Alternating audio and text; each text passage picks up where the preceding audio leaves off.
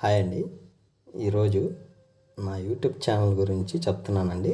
అసలు అలా అలుగుద్దని నేను అసలు అనుకోలేదండి. నా ఛానల్ ఏంటంటే నేను అసలు నా ఛానల్ గురించి చెప్పాలంటే నేను బాగా గ్రోత్ బాగుంది అని చెప్పి అనుకున్నాను. జస్ట్ రీసెంట్గా 3 months కంప్లీట్ అయిందండి నా ఛానల్.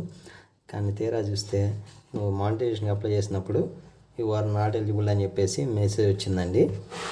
మానిటైజేషన్ అప్లై చేశాను, యు ఆర్ నాట్ అప్రూవ్డ్ అనే మెసేజ్ వచ్చింది.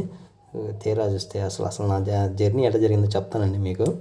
ఏం లేదండి, ఫస్ట్ నాది స్టార్ట్ చేసి ఫస్ట్ నెలలో అయితే ఏం లేదండి, ఒక చిన్న వీడియోలు పెట్టాను. మన ఫ్రెండ్స్ కానీ వాళ్ళకి కానీ కొంచెం పోస్ట్ చేశానండి. వాళ్ళు కొంతమంది రెస్పాన్స్ అయ్యారు, కొంతమంది రెస్పాన్స్ అవ్వలేదు. అందువల్ల నేనేం అనుకోలేదండి. అయినా అది జరుగుతూ ఉంటుందట.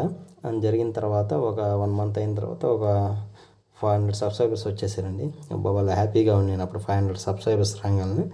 ప్లస్ తర్వాత అప్పుడు ఏంటంటే ఒక వీడియో నేను సోషల్ మీడియాలో తీసుకొని వీడియో అది అప్లోడ్ చేశానండి. దాన్ని ఒక బైక్ మీద 4 స్టూడెంట్స్ వెళ్తున్నారు, దాన్ని అప్లోడ్ చేశాను.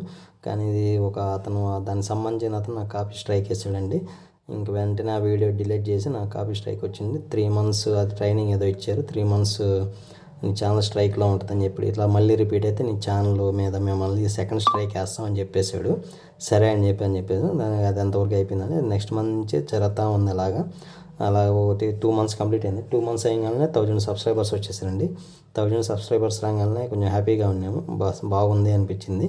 నెక్స్ట్ తర్వాత ఇంకా మామూలు కంటెంట్, నా ఓన్ కంటెంట్ ప్లస్ వీడియోస్ మనం ఎడిట్ చేసి కొంచెం అవి స్క్రీన్ షాట్స్ అవన్నీ తీసి అప్లోడ్ చేసి వీడియోస్ చేస్తూ ఉన్నానండి.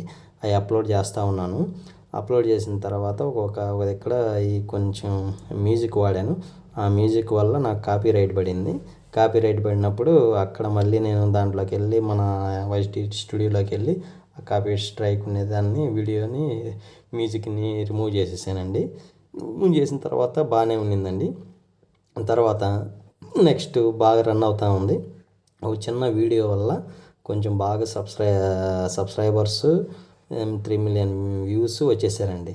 అప్పుడు బాగా వైరల్ అయిపోయింది ఆ వీడియో, బాగా ఫుల్గా పోతే 3300 సబ్స్క్రైబర్లు, 3.6 million వ్యూస్ బాగా వచ్చేసిందండి. ఇంకా అప్పుడు మనకి ఛానల్ బాగా గ్రోత్గా ఉందనేసి మానిటైజేషన్ అప్లై చేసేసాను. మానిటైజేషన్ అప్లై చేయగానే మానిటైజేషన్ ఈజ్ నాట్ అప్రూవ్డ్ అని మనకి మెయిల్ ఇచ్చేసాడండి. తీరా చూస్తే దాంట్లో వైటీ స్టూడియోలోకి వెళ్ళి అప్లై చేస్తే రీయూజ్డ్ కంటెంట్, దానివల్ల నేను మిమ్మల్ని అప్రూవ్ చేయలేకపోతున్నాం, మానిటైజేషన్ మళ్ళీ తిరిగి అప్లై చేసుకోండి అని చెప్పేసి పెట్టేశారండి. అదండి, నేను దాన్ని బట్టి మళ్ళీ అప్లై చేస్తాము. 14 days టైం ఇచ్చారు, అవి అప్లోడ్ చేస్తాం మళ్ళీ తర్వాత. కానీ ఇలాగా జరుగుతుంటుందండి.